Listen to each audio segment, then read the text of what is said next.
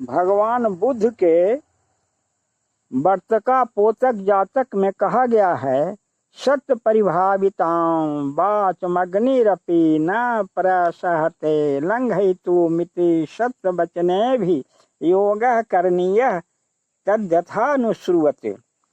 सत्य पूत वाणी का उल्लंघन अग्नि भी नहीं कर सकता, इसलिए सत्य वचन का अभ्यास करना चाहिए। जैसा कि अनुश्रुति है कि एक बार बोधिसत्व अपने पिछले जन्म में किसी जंगल के भीतर वर्तका पोतक यानी बटेर के बच्चा हुए।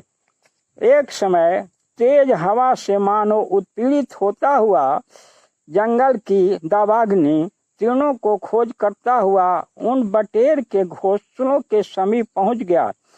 तब वे बटेर के बच्चे भय से व्याकुल हो फूट फूट कर रोते हुए एक दूसरे का ख्याल न कर सहसा ही उड़ गए, किंतु अपनी दुर्बलता और पंख उत्पन्न नहीं होने के कारण बोधिसत्व ने उड़ने का प्रयत्न नहीं किया।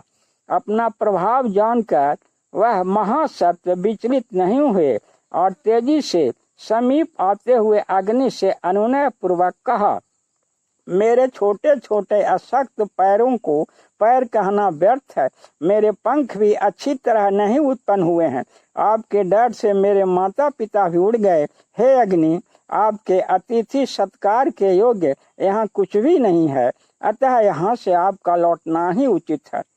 उस महासत्व के द्वारा इस सत्यपूत वाणी के कहे जाने पर वह अग्नि यद्यपि हवा से प्रेरित होता हुआ सूखे और घने तीनों संयुक्त सूखी लकड़ियों के बीच प्रज्वलित हो रहा था, तभी वह उनके वचन को सुनकर तत्क्षण शांत हो गया, मानो जल की अधिकता से बढ़ी हुई किसी नदी में पहुंच गया हो। आज भी हिमवान के उस विख्यात स्थान पर हवा के कारण ऊंची उठती लपटों वाला दावाग्नि भी पहुंचकर संकोच में पड़ जाता है। उसकी ज्वालाएं ठंडी हो जाती है और वह बुझ जाता है, जैसे कि अनेक सिर वाला सर्प मंत्रों के प्रभाव से शांत हो जाता है।